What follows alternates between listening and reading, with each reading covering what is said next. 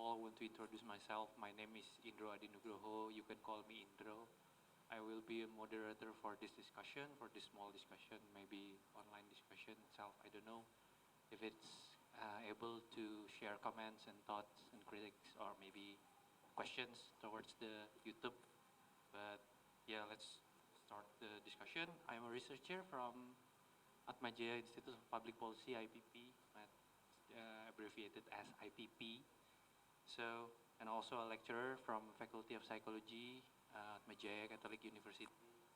So today we are grateful because we have a special guest from University of Illinois, Professor Mathew Winters,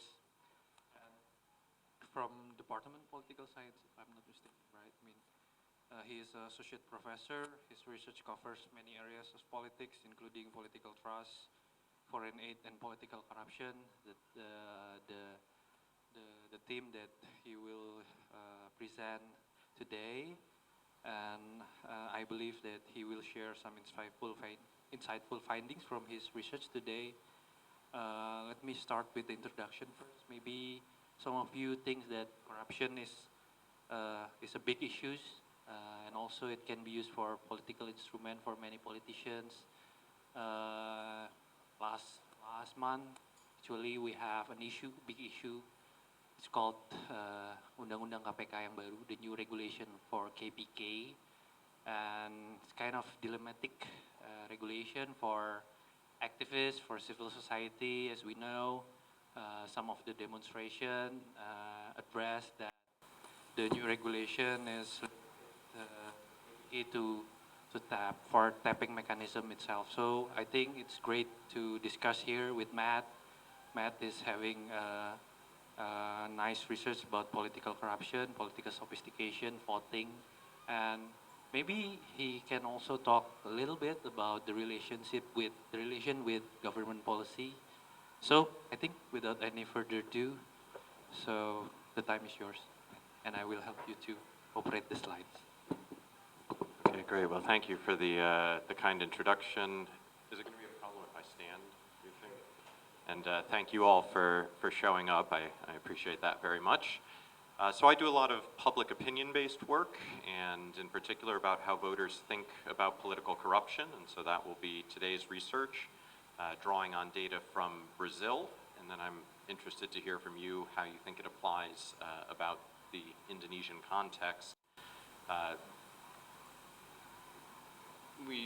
Why should we care about corruption? I'll make some quick points on that. The first is we care about corruption because we think it has negative economic consequences, that it hinders growth, that it hinders investment.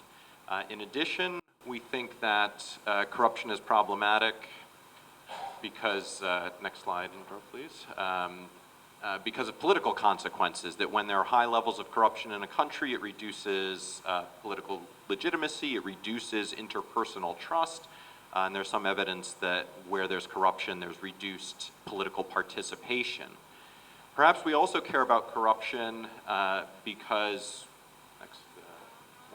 it becomes a self-fulfilling prophecy, that once people expect corruption, there continues to be a lot of corruption, and so therefore, insofar as things can be done to limit corruption or reduce corruption in the system, that should be overall beneficial for economic reasons, for political reasons, and indeed for the reason of preventing future corruption.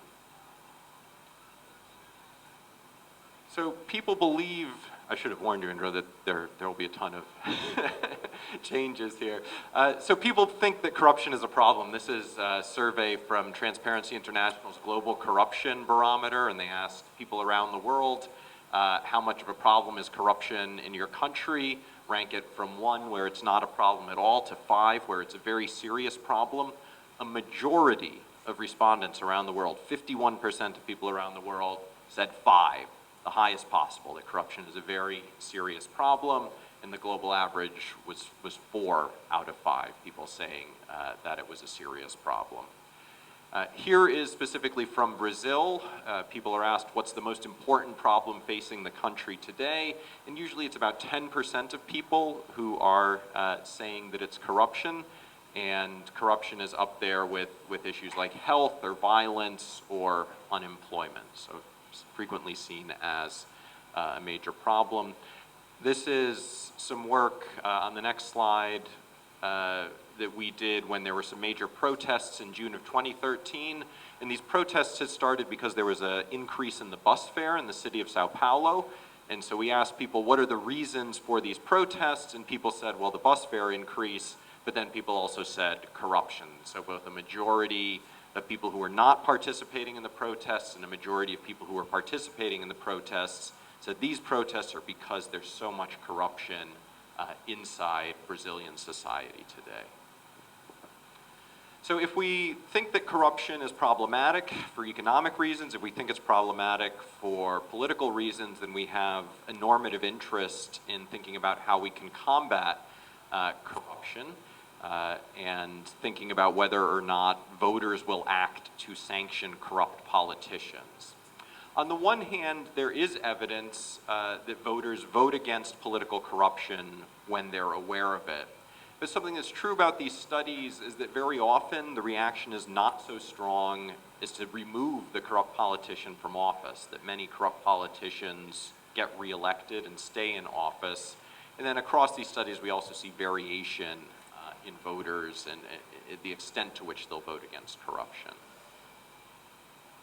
So one reason why we might not see a lot of anti-corruption voting, and this is where our research started, is because voters are willing to make a trade-off, that they'll forgive corruption if politicians are performing well in other ways. And so this work is from Brazil, and this is the former mayor of the city of Sao Paulo, Brazil, a city that is in many ways comparable to Jakarta. I've also spent many hours in traffic in Sao Paulo, just like in Jakarta.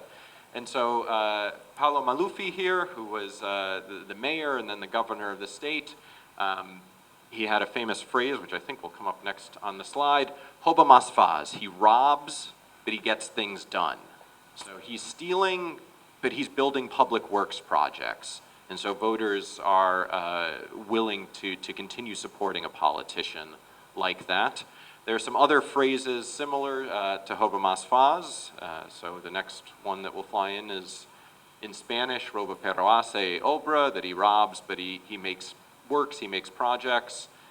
Or a more metaphorical one from Cuba, el tiburón se baña pero salpica. The shark bathes, but he splashes around. So the shark might be stealing money, but he's giving out some things as well. And if there's an Indonesian phrase that I can add to the slide, you'll have to let me know. So in the original article that we did, we were looking to see if there was evidence of this trade-off hypothesis, and we used a series of survey experiments, vignette-based experiments, where we told people about a mayor running for re-election, and we varied whether that mayor was described as corrupt and whether they were described as providing public goods or not. And so I'm just going to very quickly show you this, and then you'll see similar text later. So everybody in the survey hears about a mayor who's either corrupt or not corrupt, and then who's either providing lots of public goods or not providing so many public goods. And the numbers you'll see in these boxes are the proportion of respondents in each category saying that they would vote to re-elect this mayor. And so our initial finding was that people voted against corrupt mayors. So 88% of people willing to support this not corrupt, well-performing mayor, 62% of people willing to support the not corrupt, but not so well-performing mayor. Then those numbers drop when people hear about corruption. Only 28% and only 13% willing to support a corrupt mayor. And then looking directly at the trade-off idea, will people forgive corruption for the mayor who's performing well? We found evidence that no, they wouldn't. So only 28% of people support this corrupt but well-performing mayor, 62% of people willing to support the low-performing but not corrupt mayor. Clearly among our set of Brazilian respondents, there was a lot of concern about corruption and willingness to vote against it. Next slide, please. So why did we find such strong results? When we pulled back and thought about this, we said, well, look, the information that we gave people in this survey was specific, that we said that the mayor was corrupt. It was credible because they had no reason to doubt us. And then it was accessible because we said, we've just told you about a corrupt mayor. Will you vote for this mayor? So right away they could use this information and say no. And that led us, therefore, to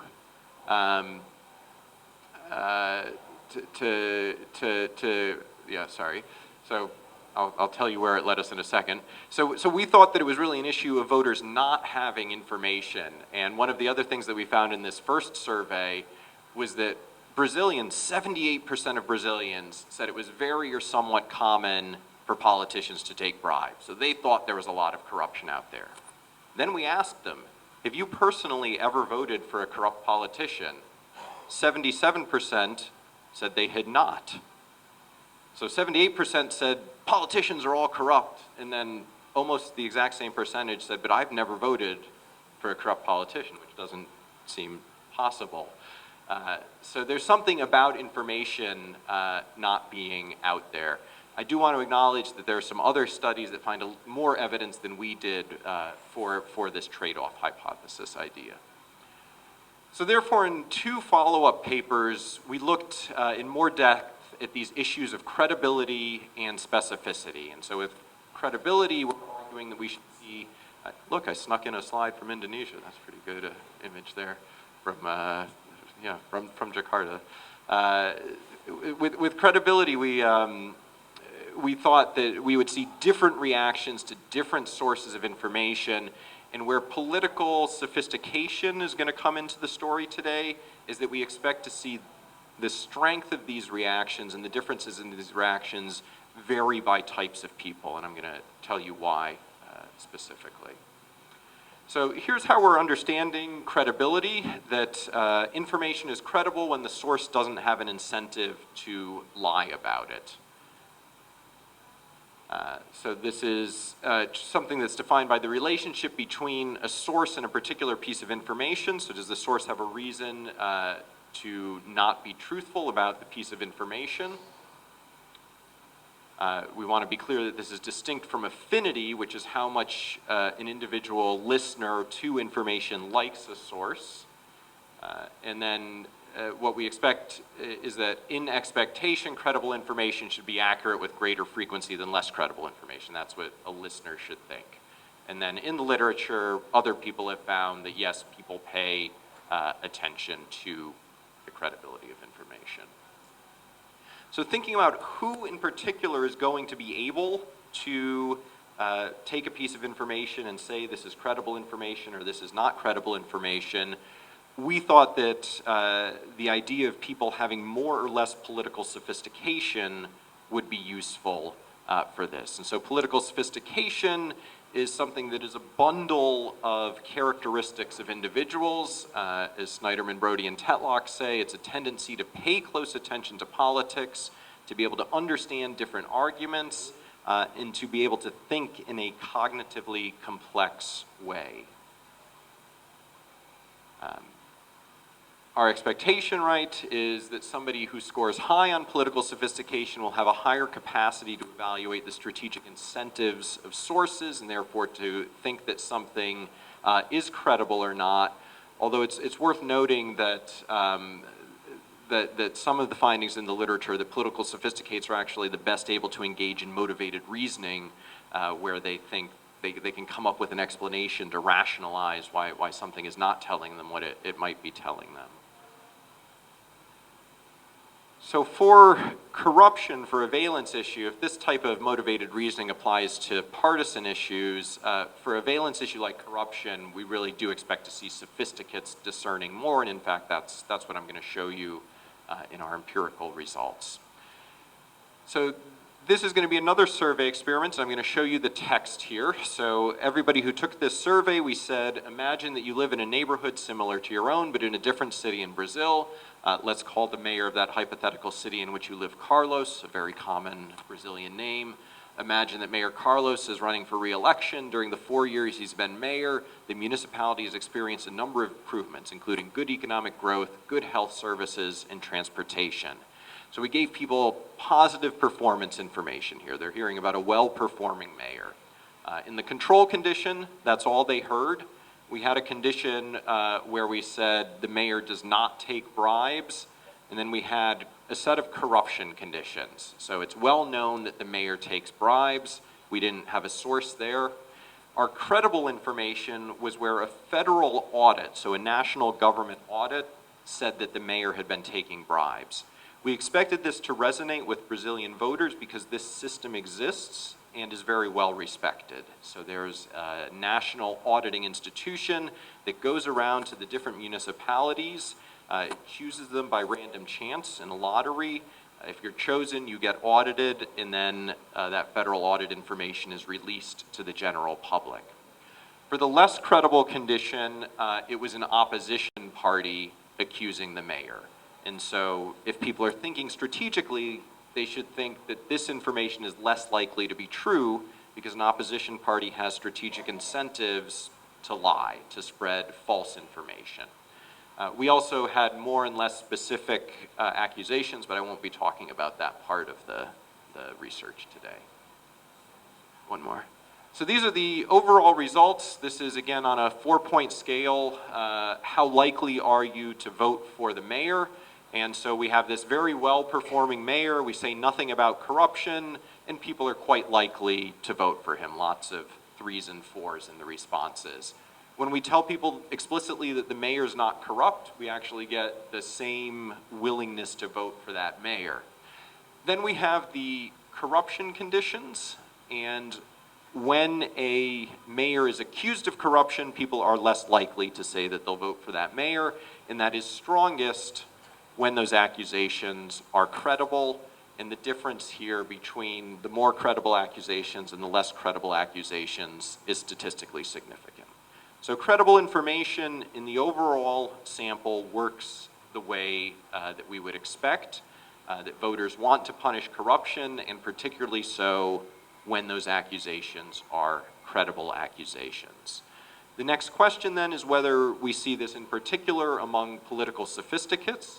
And so we operationalized political sophistication in a few ways, simply by measuring the level of education, by asking 2 factual knowledge questions of our Brazilian respondents. How many states does Brazil have, and who is the president of Argentina? Only 17% of the sample was able to get both of those right. 62% of the sample could correctly answer neither question. And then people who said that they frequently or very frequently engaged in political discussion, we're going to think of them as political sophisticates as well. And then I'll put those 3 variables together in an index. So here's the result that I've already shown you, that when there's more credible accusations, the likelihood of voting for that mayor is lower than when those accusations are less credible, and that difference is statistically significant. And in the remaining columns, we'll compare our less sophisticated people to our more sophisticated people, and in each of the 3 measures, by education, by political knowledge, or by frequency of discussion, we see that this difference between willingness to vote for this well-performing but corrupt mayor drops more in the credible condition if our respondents are sophisticated. So it also happens among our less sophisticated respondents, but among our more sophisticated respondents, we see a bigger gap between their willingness to support the mayor when those accusations of corruption are less credible versus more credible. And then this is the biggest value is when we use this index-based measure of political sophistication. So identifying relatively few people who are kind of really, really sophisticated, but it's among that group of people where there's a very big difference in terms of their willingness to vote for the mayor, where those corruption accusations are credible versus less credible. So credibility matters, and it matters among the group of politically sophisticated voters in particular. Now, everything I've shown you so far has been in a survey experimental context, and so it might be the case that this is just something that people say on surveys and that it doesn't really reflect behavior in the real world. So this is a little bit of a probe into whether or not there's evidence from the real world that this type of behavior is happening. And so we're going to look to see if there are larger reactions to credible information in places where there are plausibly more sophisticates. And we're going to use these audits that I mentioned that have been previously studied in some famous articles by Faraz and Finan, and we're actually using a replication data set from those authors, from Fernando Broyo and co-authors. So Faraz and Finan, they show that mayors who are revealed to be corrupt before an election are less likely to be returned to office, that voters will vote against them and vote them out of office, as compared to equally corrupt mayors, but where that information only comes out after the election, right? So these audits are happening all the time, and so there's a chance that before the election, the audit happens, information about corruption is available to the voters, or the audit happens after the election has already happened, and so now the voters know the mayor is corrupt, but they can't do anything about it. So this is powerful from a social science perspective because it lets us compare mayors that are corrupt, but in one case where the voters know and in the other case where the voters don't. And then to think about cities where there might be more political sophisticates, we're going to use literacy rates. So this is a very rough proxy for sophistication. We're saying in cities where there are high levels of literacy, we expect there to be more political sophisticates than in cities where there are low levels of literacy. And what we want to see is in this comparison between punishing equally corrupt mayors where the information is available before the election versus after, does that vary with literacy, where literacy is this indicator for political sophistication? The answer is yes. So the dotted line here is the case where the information about corruption only comes out after the election. And what we see there is that those mayors are reelected 47% of the time, regardless of the literacy level of the city. Where corruption information comes out before the election, and so voters have an opportunity to act on it, they're most likely to act on it in those places where people are most literate, where we're most likely to see political sophisticates. And so we get down to 30% of those mayors who are corrupt being reelected when that information comes out before the election in places with lots of political sophisticates. In places with few political sophisticates, although there aren't that many, it actually seems that the corruption information might help the mayor get reelected, but we don't want to read too much into that because most of the data points are over there. So this is again showing that what we're finding in the survey about people reacting to credible information, and particularly doing so if they're politically sophisticated, seems to be mirrored in the real world, in actual voting data. We also have replicated the main survey experiment in Argentina and at the University of Illinois among a student sample. And I'll just quickly show you these results. So this is essentially the same vignette as before, where we're describing a corrupt mayor, we're describing a mayor, and a mayor who's done a lot of good things, and then maybe we describe the mayor as corrupt. Less credible information is the same wording, opposition party, because there's no tradition of these national audits in Argentina or the United States. Rather than talking about audits, we talk about an independent NGO discovering the corruption. And we define political sophistication in Argentina quite similarly to Brazil: education, knowledge, or discussion. In the University of Illinois sample, we actually have students' self-reported test scores. We have a much bigger political knowledge battery, and then a political interest question. So same idea here is some different operationalizations of sophistication, and see if people who score high on sophistication punish credible information more. So from Argentina, in the overall data, same finding, that more credible accusations lead to less likelihood of voting for the mayor than the less credible accusations. And then across the three sophistication categories, in the Argentina data, we find the greater punishment for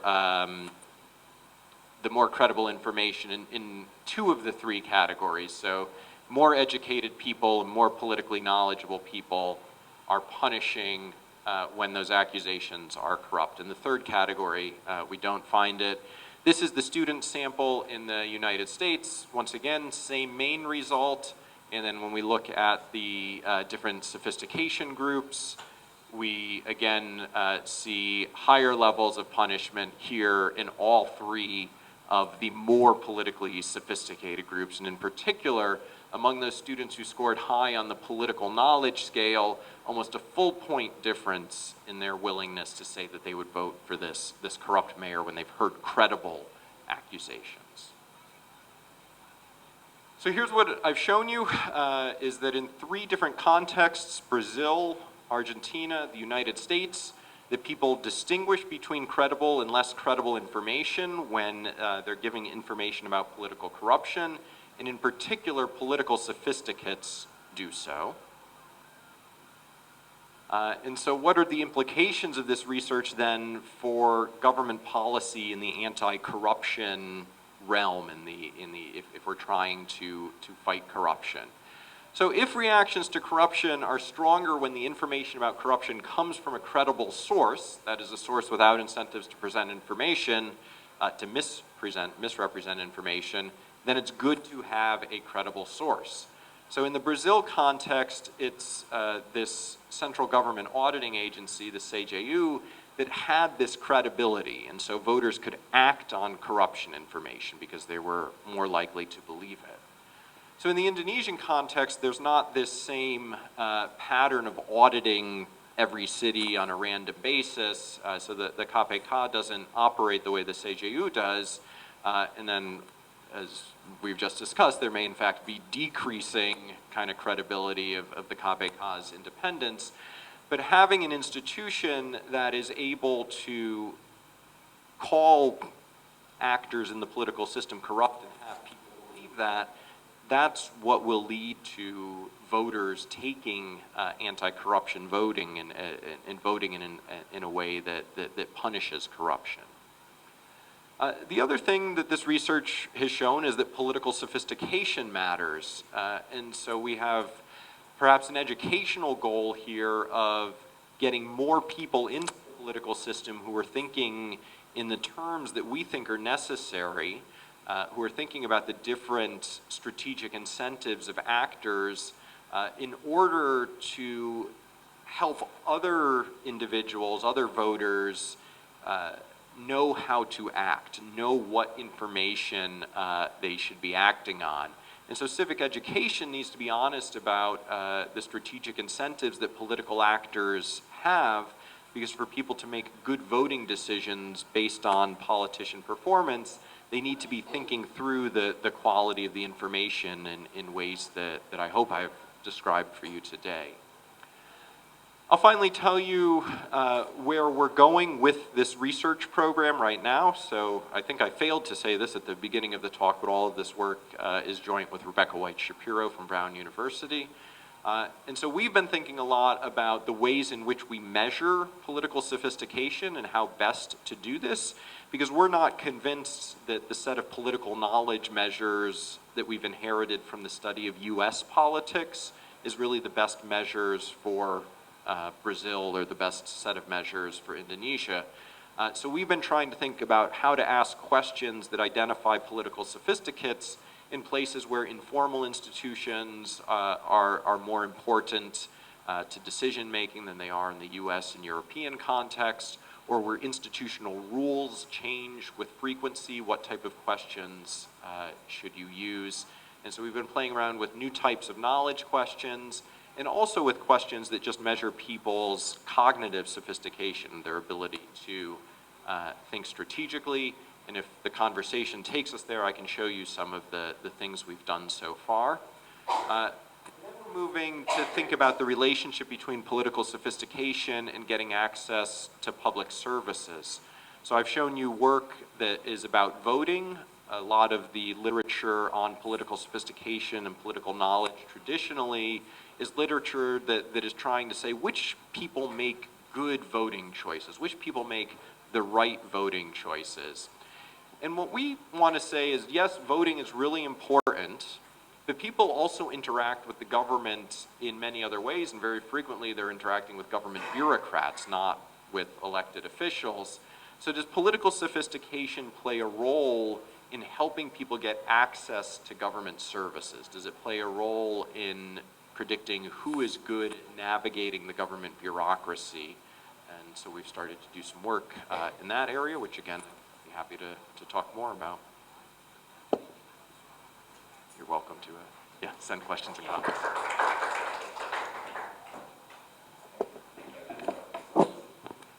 Thank you, Matthew. I believe that this presentation is wonderful for us to get an insight with corruption, what can be impacted from corruption for political sophistication, voting, and also other political environment like government policy and so on and so forth. So I think this is the time for small discussion for you. I believe that small numbers of people will bring insightful discussion if we are get interacted with each other. So I open this session for the audience. Is there any questions? Ada any statement? Bisa bahasa Indonesia juga, nanti saya bantu translate. And Matt is also good at Indonesia, but I will help him to translate your statement or questions. Andina, please. Langsung.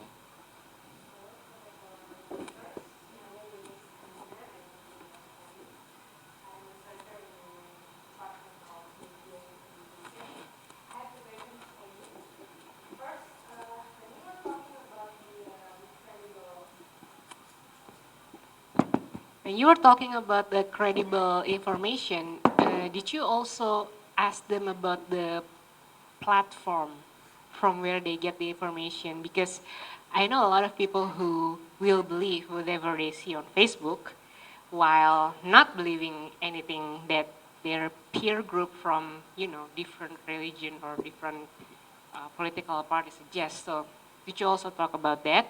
And second, I want to offer a very Indonesian specific case about this. Beside political sophistication, it seems like Indonesian people are getting more and more conservative. In our Jakarta governor election in 2017, we have two candidates. One was Muslim candidate and another was a Christian candidate. And I know, in fact, I have uncles, I have aunts, I have friends who were willing to choose a corrupt Muslim leaders in comparison to an honest Christian candidate. So maybe there's another, what do you call it, variable for Indonesian now? Like, I mean, they are very sophisticated. I can tell you, they have higher education, they have a good job, and they are wealthy. Some of them live in a south part of Jakarta where tinggalnya di Citos, di MPR, di Cilandak. They are very rich, and yet they still believe in that concept that I'm talking about. So, thank you. Thank you, Andina. Any other? Oh, Yos, please. Hi, thanks, Matt, for your presentation. I think we need more of this kind of research in Indonesia, especially in the anti-corruption effort, right? So I have I have two questions. So first, my questions is related with Andina. I mean, like, before elections, there are so many issues, right? There are so many noises in the campaign before elections. So how do we count that issues in voters' decision making? Because I've met some supporters of corrupt politicians or those who have who have been found guilty in corruption cases, but the supporters, the people, are still believe that he is a victim of political campaign by by his or her opposition. And second one, you mentioned that there's some different meaningful difference in regarding to political sophistication, but can you help me to explain if we go back to your table, uh, what is the meaning between 1.97 to 2.01 in real life? You know, like what does it mean? Because in statistics it can be very significant, or it can shows us something about the difference of political sophistication, but in real life, how do we translate that number? And the third one is just my comment. I mean, your research helps me to think about mine, because I still cannot understand why for example, some political families can monopolize the power in particular areas or districts or province, even though people already know that they're very corrupt. Even the previous elected politicians was in jail, but they still vote for his or her family members. So thank you for this presentation. Thank you, Yus. Maybe you want to respond first those two questions. Great, yes, thanks to both of you for the great questions. So on the platform topic, there's a related paper by Nara Pavao, David Nickerson, and Sandra Botero, published in Political Research Quarterly, where they operationalize credibility as the platform. So their data is from Colombia, and it's newspapers versus radio versus NGOs, and they establish, I forget which is the most credible, but that they establish that people are likely to view one of those as more credible, and they show the same types of effects that we do. In general, I think that's a very important topic, because we're getting these results about people passively absorbing information from Facebook, kind of not critically, right? Just something scrolls by, and then you end up thinking that it's true without interrogating it, right? And that's certainly problematic. Yeah, the 2017 election and this willingness to trade off voting for somebody who shares your religion, particularly in an election where it became hyper politicized. The trade-off hypothesis, I remember it was Dan Gingrich who said to me in one of the early versions of presenting this paper, is like, the trade-off hypothesis has to be true at some point, right? So, maybe if our well-performing mayors in the Brazilian context had also been evangelical Christians, that would have pushed people's willingness to support them despite corruption, and there sort of just have to be cases like that.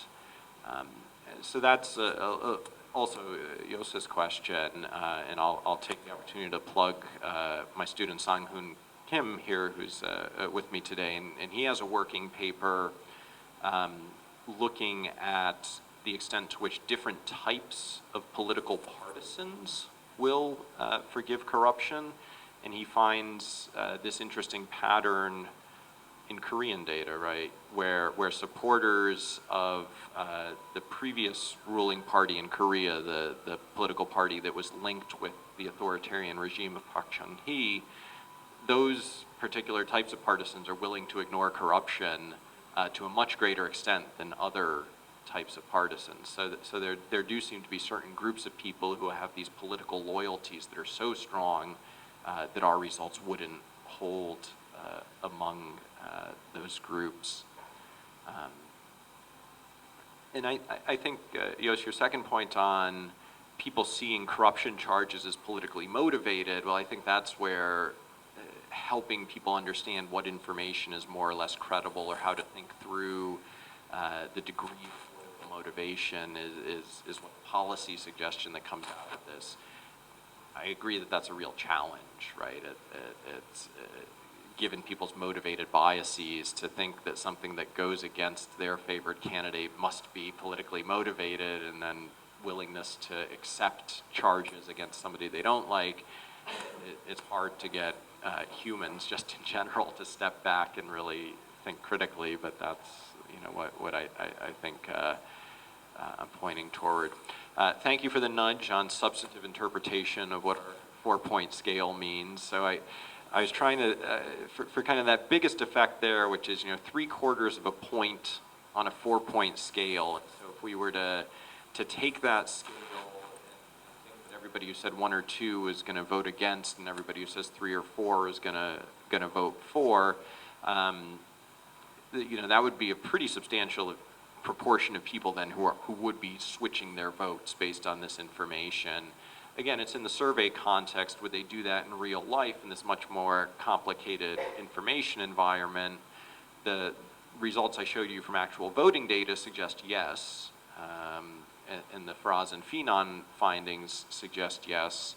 But I do want to give a shout out to a really great paper that came out in the American Journal of Political Science earlier this year, I think, by Danny Hidalgo and Taylor Boaz and Marcus Mello, where they do the field experimental version of what we've done in the survey experiment, and they just don't find effects. They actually don't find the anti-corruption voting, and they replicate our survey experiment in the survey associated with the field experiment, and they get exactly what I showed you today for their main results. So that they think, therefore, that what we're picking up on here is an anti-corruption norm, and so people know to say that they should vote against corruption in the survey, but then what you're saying is that an actual vote choice is just a much more complicated decision, because you don't just have information on performance and corruption, but performance, party, corruption, whether or not you have a friend who knows the mayor, there are just many other variables coming into play.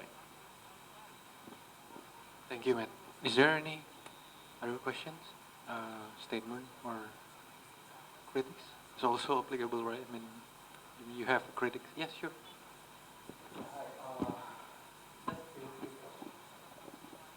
Just have a few questions about the survey and some of the experimental structure that you have. So basically, what is the response rate that you get in, let's say, in Brazil or in Indonesia that you have done before? And I'm just wondering if you could show us the distribution of sophisticates in your sample. I'm just curious, because usually people are self-selecting into participating in the survey, and literature has shown that usually people that are more sophisticated tend to participate in surveys. So I'm just wondering what your distributions are, and we have already mentioned about the problem of doing a survey experiment, which is the social desirability bias, and I know that's a big problem for everyone that do this kind of work. So I'm just wondering how this different in your case. And the second category is on theoretical setup that you have. So I'm just wondering if you could change one of your treatment from an opposition to another which is non-partisan but less credible, would you find similar effect, or it will be diminished, or it will be augmented? I'm just wondering, because if you have opposition, I'm worried that this might not so much be a credible argument, but more on the partisan argument. And usually people that are sophisticated, all these subgroup differences that you find, people who are sophisticated tend to be most partisan anyway. So I'm just wondering if you could change one of your treatment or include additional treatment, whether we can see similar trend as well. Sorry for so many questions. Yeah, so on response rate, I'm not, I don't remember what it was. The Brazil work is all, I guess the Argentina work, they're all in-person surveys. Brazil is a quota sample, not a pure random sample. So response rate, I think, then is therefore sort of pretty high, right? That once you've made the initial contact, you complete the interview. And then I don't remember what the setup was for the Argentina data, and then the US data is a subject pool. I think we can go back in the slides to we'll see the distribution of sophisticates. So if you go like all the way back to the Brazil, keep going back. Yeah, here. So the sophisticates is about, by education, so people who had some university education at least, is about 1/5. Our most politically knowledgeable group, again, about 1/5. And then the higher political discussion about 1/5. So yeah, those three measures of sophistication, each of them picks up on about 1 out of 5 people being classified as a sophisticate. On the operationalization of the treatment, I guess our take is that we want to use the opposition party exactly because we expect sophisticates to be able to understand the strategic incentives and therefore say that's less credible. And so we weren't sure maybe how to do that with a non-part, like the opposition party is an obvious way of operationalizing that concept because you can see the strategic incentives to mislead, and we weren't sure without, spoon feeding, you shouldn't believe this information, like what can we do to make it something that's not the opposition party? I mean, there must be other, sort of like a less reputable news source. If you read the accusations in Entertainment Weekly, you shouldn't believe them. So there could be more to do there, yeah. And then the point on sophisticates being more likely to be partisans, that's absolutely the case. And I need to think more about, if there are any consequences therefore there. So thank you for those comments, Phil. Any other question? If not, yes, again, sure. Sure.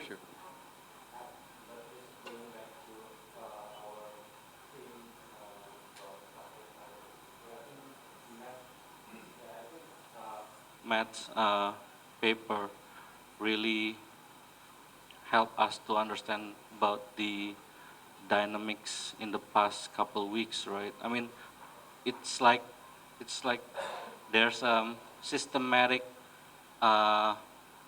effort to reduce the credibility of the KPK, right? I mean, starts from KPK is the accusation that KPK reject to be monitored by the public, like, and also accusations about from Dewi Tanjung about who's the name again? Novel Baswedan, that he's faking his accident, and also the accusations that KPK has been infiltrated by the radical groups, right? So I think your research really helped us to understand why we should, defend KPK, I guess, especially in this kind of environment, right? So I don't know whether we can make something out of this, like something that helps illuminates the public that this is a systematic effort to reduce the credibility of KPK as the institution that uncovers corruption in Indonesia. So thank you, Matt, for that. Yeah, that's a great point, and it just, I think you drawing that parallel, I mean, it just reinforces how when we have independent institutions in a government, the importance of defending that independence because credibility does register with people and lets them perform their role in society then. Any other questions? Can I ask a question? Yeah. You're in charge. But actually, this is not a question. This is a statement or statement for discussion for us to discuss these issues. I see that I'm a psychologist, by the way. I'm not a political scientist. I try to see the political phenomenon based on my field. I tried, but I also try to learn how political scientists see phenomena and also these corruption issues as important or fundamental object in this country. But I just want to ask your opinion, maybe, or just your statement, because I don't know, because I think nowadays people vote now because of corrupt or not corrupt, but the trend is being shifted by the things called religion, by the things called fundamentalism. I don't know. It's maybe it's out of the topic, but at the past we still have. Is he corrupt or not? Is there any corruption case that he handled or not? I will prefer the candidate that clean, or in Indonesia we call it bersih. Clean is multi-meaning for me. It's more than one meaning in politics. But do you think now in Indonesia, Matt, in Indonesia, you compare to Brazil and Argentina or any other countries that you visited, is there any same pattern for Indonesia like Brazil, for example, or we just shift away from the old pattern of corruption? Because I see corruption is, yeah, I know corruption is extraordinary crime. We all know that. We all know that's why we have KPK. Like in China, we also have the same institution. But I think it's going because of the corruption issue. It's more like sacred issues. So it's free of intervention. So when government wants to change the regulation, the demonstrations coming to defend the KPK as the independent institution and so on and so forth. So what do you think about this phenomenon? So it's just your opinion. Yeah, so I guess I took the first part of your comment as to be something like anti-corruption fatigue almost, right? Or this point that I made early on about the possibility of corruption becoming a self-fulfilling prophecy, that once you believe all politicians are corrupt, then why vote against the one where you know corruption has been exposed, because you just expect the next politician to be as corrupt. And there are some papers that think along those lines. One thing that I would note about using data from Brazil is that there are lots of opportunities for good Brazil-Indonesia comparisons, because there are a lot of parallels between the political systems. Brazil is also an open list PR system, an open list proportional representation system with probably too many parties that lack substantive meaning, right? That they're not ideologically motivated. It does not have the religious dimension, though, and so maybe that is what makes for a useful comparison. That you can take the set of parties in Brazil and the way that people are voting and the way that corruption plays into things, but in Indonesia you have this religious dimension overlaid, and that might be driving a lot of voting behavior.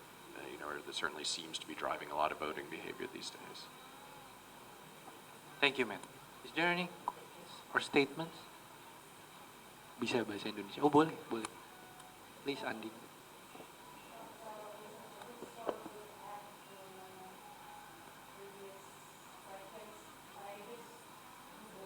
Something back in 2017, talking about a credible source. This is actually a formal statement by the Indonesian Ulama Council during the governor election that states that in desperate times you should choose in desperate times corrupt Muslim leader is better than a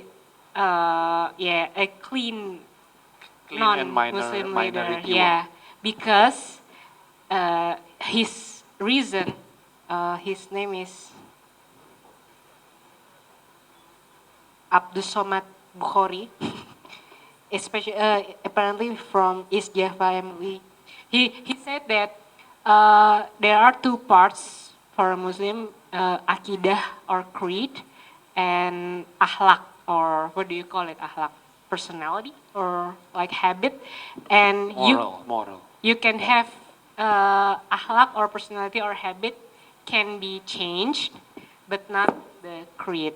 So it's better for you to have a right creed, which means a right religion, with a bad attitude, because you can still change the attitude, but not the. So that's the credible source in Indonesia, and I think a lot of people believe that, sadly. Thank you. Different type of credibility, but yes, yeah, thank you. Any other questions? Gani, you have a question? No. He can speak. Basmin, do you have any statement, questions? Any other yang lain? Okay, if it's not, I think it's time to close the session. Thank you, everyone, for joining this wonderful session. I believe there are many viewers in online, I believe in YouTube, and also if in Geolive, if you guys have any questions, you can share. Maybe is it possible to share in online or in YouTube? Maybe we can share it to Mathew for an answer or for a clarification for your statement or thought. And yeah, let me summarize a little bit. Let me make a short note. I believe that corruption is a big issue for us. Yeah, not only for political scientists, but also for me, psychologists. Because corruption, when we deal with the corruption, we also deal with the perception, and we also deal about the self-fulfilling prophecy, and also we deal about the other variables that might be affected government to form a policy or public policies. And I believe that by understanding corruption, we can clearly understand how how to make great intervention, how to make an effective intervention to reduce the corruption itself. So I think before you leave, Matt, we have a special, what is it called? A goodie bag for you from Atma Jaya. I don't know how to say it, but a special goodie bag. I don't know what is it, but oh, we have, what is it called? In token. This is token for appreciation from you. You can,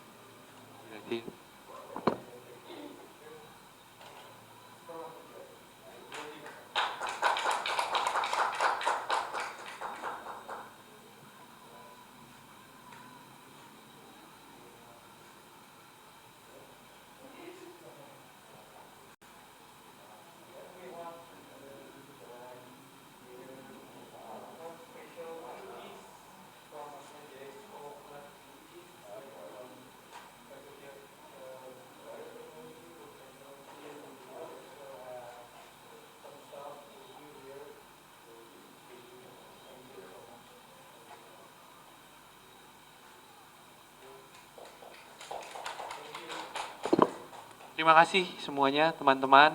Sampai bertemu lagi di Brownbag Discussion selanjutnya. Give again last applause for Matt. Thank you so much, Matt. Dan semua acara tadi sudah terekam di Geolive. Jadi kalau teman-teman nanti pengen share acara ini, bisa share ke teman-teman yang lain di linknya. Kalau kesulitan mencari link, bisa search saja di YouTube Geolive, itu pasti langsung aja. Kalau live, mungkin kalau setelah live ini mesti diedit dulu, harus diedit. Dan nanti mungkin dalam waktu dekat akan launch. Terima kasih atas kehadiran teman-teman, sampai ketemu lagi di sesi selanjutnya. Terima kasih, thank you so much.